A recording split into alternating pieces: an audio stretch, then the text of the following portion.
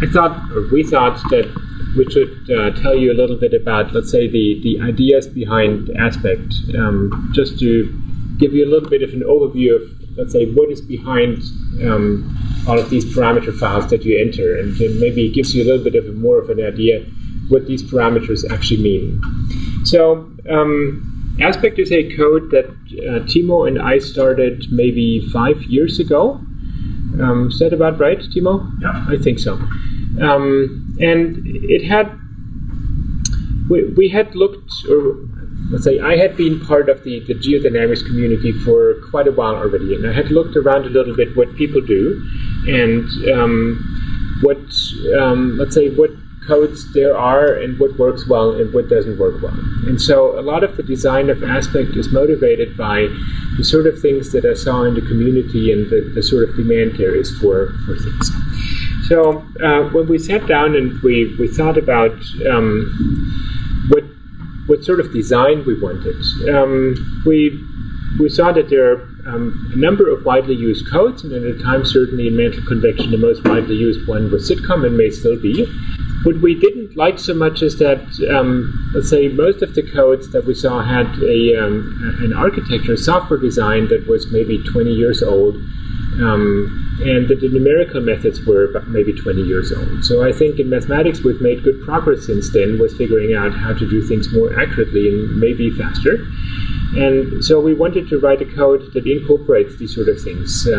So both from the numerical side, both of us have a little bit of a background in mathematics, and in particular from the software side. So one of the things that we really wanted to emphasize is that we wanted to write a code where all of the difficult part is in a small core, and then all of the things that really matter to you guys, namely the ability to describe different geometries and different material models and so on and so forth, that they are all easy to change because they happen only in 1 or 2 files. So if you want a different material model, you really only have to change one file or add one file that implements the material model, but you don't actually have to understand where that's being used. So if you compare this with codes like Sitcom, where you really do have to understand where it is used, that was one of the design goals that we really wanted to avoid. And so I think if I look back how, let's say, Aspect has grown over the last 5 years, I think we've been pretty good at this because we've gotten a lot of different, let's say, geometry modules or a lot of different material models where people really just implement something that is important for their own work without really having to understand, without really understanding the rest of the code. So these were really important parts for us when we started Aspect. Then codes used globally refined meshes. I'm going to show you a few pictures later on of meshes that are adaptively refined. Adaptive in this context means that you want to make the mesh fine where something is happening, whereas in places where nothing is going on, it's totally fine to have a coarse mesh, and that makes computations much cheaper, right? You don't have to have a fine mesh everywhere. You just get away with a tenth or maybe 1/100th of the number of cells in degrees of freedom without much loss of accuracy. And then in codes like Aspect, for example, they typically use Q1 or Q1 Q0 elements, so linear elements or piecewise constant elements, and we know that they are neither very accurate nor stable. So from a mathematical perspective, we know that they get spurious modes in the pressure, for example, and you can see this in some computations, and we really wanted to avoid that part. So what I want to walk you through is a little bit sort of the ideas that we had that we wanted to put in this code. So the goals, like I said, were that it can solve problems of interest to geodynamicists, obviously. It should be well tested, so we wanted to have a modern code where we can be reasonably certain that the things that we compute are actually correct. And we run several hundred tests with every little comma change somewhere in the code. So if somebody updates the documentation in one place, that triggers a run of all of the tests that we have in Aspect on a machine that Timo hosts in Clemson. It should use modern numerical methods. It should be easy to extend to make it easy to describe the different situations that people want to simulate. And of course, it should be open source. So From the point of numerical methods, I mentioned that we saw that people use globally refined meshes. We wanted adaptive meshes instead. That's also my, let's say, professional background. So I got my PhD in developing adaptive finite element methods for different equations. We wanted to have accurate discretizations, so let's say quadratic elements instead of linear elements, or if you want to, you can choose cubic or quartic. That's an input parameter. We wanted efficient linear solvers, so I always compare this with Sitcom. Sitcom uses something that is called an Usawa algorithm. I think we can do better than this. And I really don't mean to say that Sitcom is a bad code. It just used what was turned at the time when it was designed. So we wanted to have something like an algebraic multigrid, for example, or multigrid solvers. And then we wanted to make sure that this whole thing runs by design on, let's say, thousands of cores. So it's very difficult to retrofit a code. If you have a code that runs on, let's say, one processor and you decide that now it's time to make it run parallel, that's very difficult to do in hindsight. It was important to us that that was part of the design from the beginning. And then it needed to be modular so that it's easy to extend. So to give you examples of the sort of things that you want to do. So let's say you have a situation where you have, a blob of lighter material in the middle. And think of this as a picture of looking at the top of an area that you're interested in. You have lighter material that rises up. Then there's going to be places where a lot of things happen, in particular here, let's say at the interface. So it is not necessary that I have small cells here, but it is necessary that I have small cells here. And that is because there is great variation in the solution at these interfaces, right? And it's important that I resolve this with a mesh, whereas over here the solution is going to be very smooth. So think about just the plume that rises up. There's going to be a lot of deformation here, but very little flow over here. And so we wanted a mesh, for example, that would look like this. So it has coarse cells over here, but then it has fine cells over here.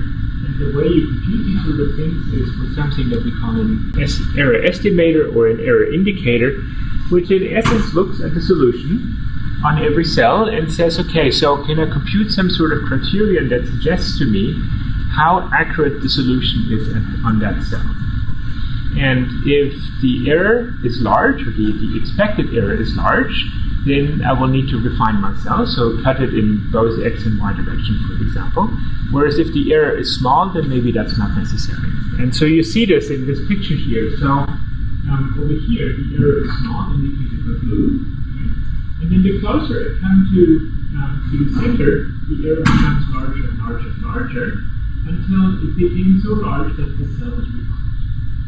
Okay? And in that case, the smaller cell again has a relatively small error, and this will need to be further refined. But again, as I go closer to the center, the error becomes larger again, until the error becomes so large that it's unrefined.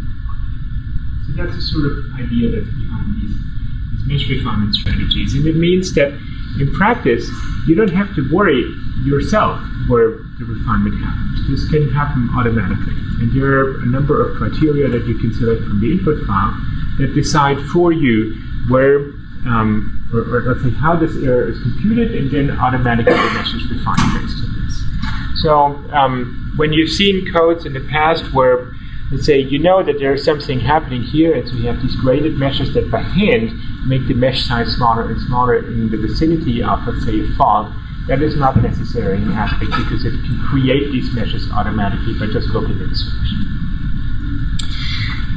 So the way this is implemented in practice is that you compute a criterion CK, that was the thing that was indicated in color over here for every cell. It could be based on the second derivatives and the cell size, but there are many other ways to do this. And if you want to, you can add them up and you get something like an estimate for the overall error, but that we don't typically use. There are different ways you can compute this. So you can look at, let's say, whether the temperature field is accurately resolved, or you could look at whether the velocity field is accurately resolved. And so sometimes there are situations where you want to refine only on the temperature, or you want to refine only based on the velocity field, or maybe you want to combine them somehow. So there's a way how we can combine different criteria into one. And then this is sort of a mathematical way of saying you want to refine those cells with the largest errors. And I think that makes intuitive sense. That, if the error is largest, let's say those cells with the largest error are the ones that you want to refine. And you want to refine, for example, those cells that together make up 30% of the overall error. Typical number, 30% of the, let's say the cells that together make up 30% of the error. Okay? So we choose those cells that have together a certain fraction of the error, and these are the ones that we're going to refine. And then the cells with the smallest error, we're going to coarsen them again. Because if you think about, let's say, a plume that rises up here, so we need to have a fine mesh in the vicinity of the plume, but maybe eventually that plume moves away, and then in the areas where the mesh used to be fine, it's not necessary anymore, so you want to coarsen these cells again into the big cells that we had before. Okay? So that's sort of the process by which this works. That leads to pictures like this, and I think you've seen this in the title picture of Aspect. So maybe the resolution is not high enough here, but you see it, let's say, something like a cross-section of the Earth. You see how there are plumes rising up. You see how continental plates are falling down, and you end up with meshes like this. So they are refined really only where something is happening, either by material rising up or by continents falling down. Right? And you can easily imagine that, let's say, this sort of mesh has far fewer cells than if you try to dissolve everything with a fine mesh. So a rule of thumb would be that in 2D, maybe you gain a factor of 10, and the number of cells in 3D maybe a factor of 100. So you should be able to solve with the same accuracy something in about a tenth or a hundredth of the time. Okay, other things. So I mentioned that most codes in the past have used, for example, linear elements for the velocity and sometimes linear elements for the pressure and or constant elements for the pressure. We use something that uses quadratic elements. We know from a mathematical perspective they're more accurate and they're stable, so they don't have these checkerboard spurious modes. And then in Aspect, we don't think of, let's say, our domains as either, let's say, boxes, let's say Cartesian or spherical. So many codes describe the geometry in terms of special coordinates. So let's say a Cartesian coordinate or a spherical coordinate system. For us, everything is Cartesian. So if you see a ring, like in the previous picture, something of this sort here, it's not r phi, it's just xy. It just happens to be a ring, but that makes it really easy if, let's say, you want to superimpose to this real topography, or if you want to choose a geometry that is, I don't know, elongated. So let's say you have a very rapidly rotating planet that is an ellipsoid.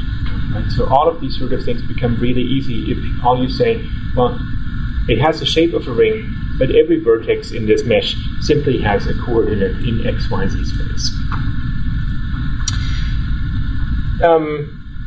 Then, let's say from a mathematical perspective, again, many of you may know if you have an advection problem like what we solve for the temperature equation, it's rather complicated to solve this accurately.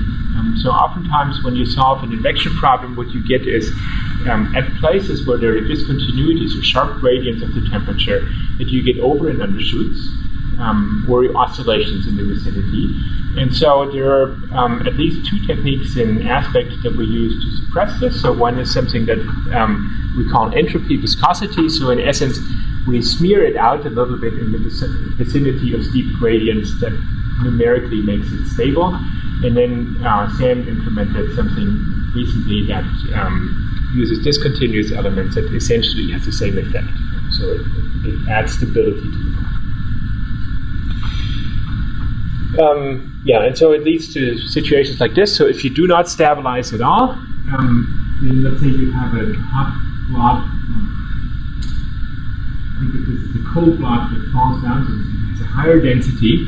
It tries to fall down, and you see that there are over and undershoots. So here it goes too high, and in the vicinity here you see the dark blue goes too low. And there's other instabilities here, whereas if you do stabilize, you get a picture where the interface may not be sharp, but at least it does not oscillate. And if you refine the mesh, then the interface will become sharper and sharper. Okay. All right. Other things. So I mentioned that we wanted the code to be modular. And I already mentioned somehow how we do this. So Aspect is built on a number of libraries that do certain things very well. So there's a library called eForest, for example, that we use for parallelization. There's a library called Trilinos or Petsy that do the linear algebra for us. Then there's a library called Deal2 that does all of the finite element pieces for it. And then on top of this sits the simulator. So that's the core of the program, which has, I don't know, maybe 10,000 lines of code or maybe 15. It's relatively small. That describes, in essence, let's say the Stokes equations, how to solve it, how to get the information in and out of the core. And that's really the smallest part. What really makes up the majority of the code, so the other 50, 60, 70,000 lines of code, is, let's say, modules that describe the geometry. And in reality, what they only need to do is they need to have, let's say, one function that is called, let's say, create course mesh, and it creates a mesh. And then there's a module that deals with the material model. So it has to have one function that says, given a location, a pressure, temperature, and strain rate, what is the viscosity, the thermal conductivity, and so on and so forth. But that's really all it has to do. It doesn't have to know where this is used and how it is used. All it has to do is provide the material.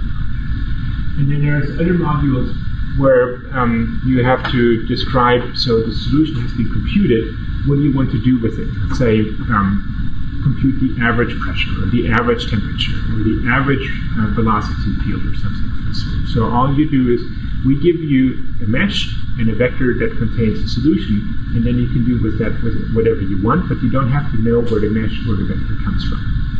So that's sort of the design of these of aspects, and to give you examples, well, that's basically what I already did. So there's a material model, there's ways to do the mesh refinement, there's model setups of geometry and materials, and there are code processes.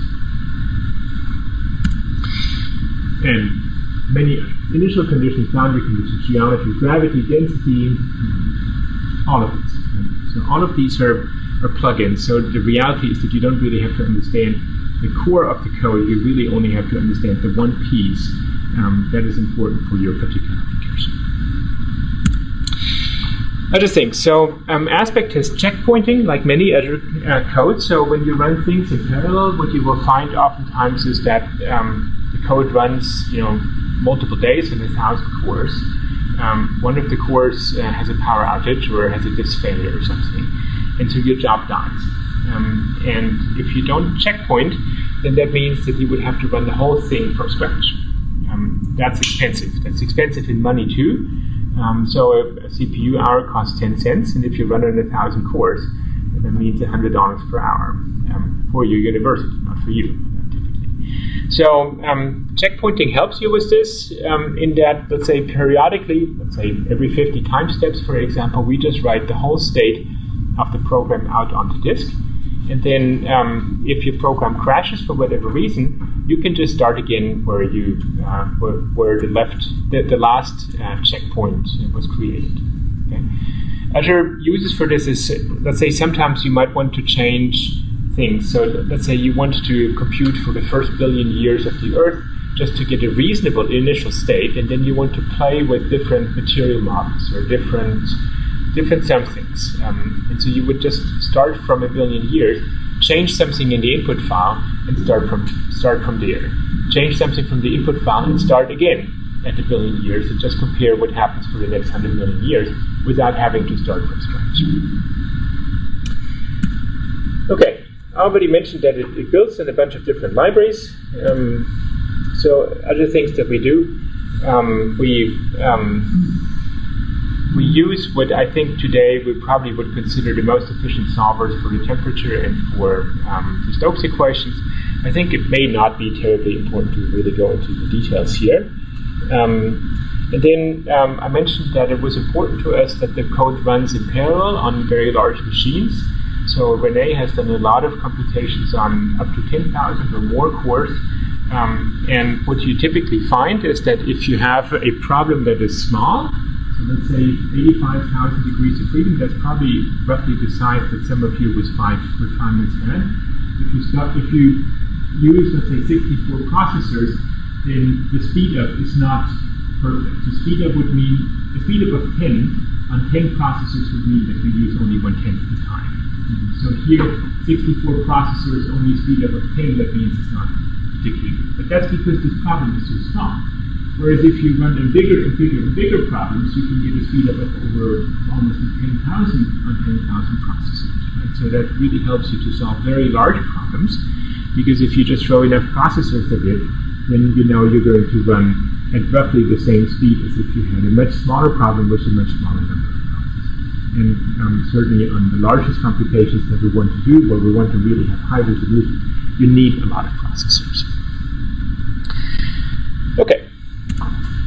So I think with that, I'll leave it.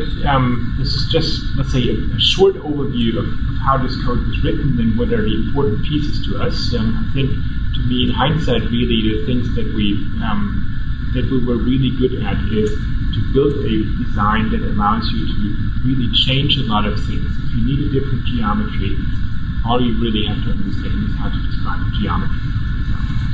And so for those of you who have worked with Aspect or who will work with Aspect, that's really the bread and butter that you will work with. Change or add individual plugins for individual pieces. So with that, like I said, I'll leave it. Timo continues with the next tutorial.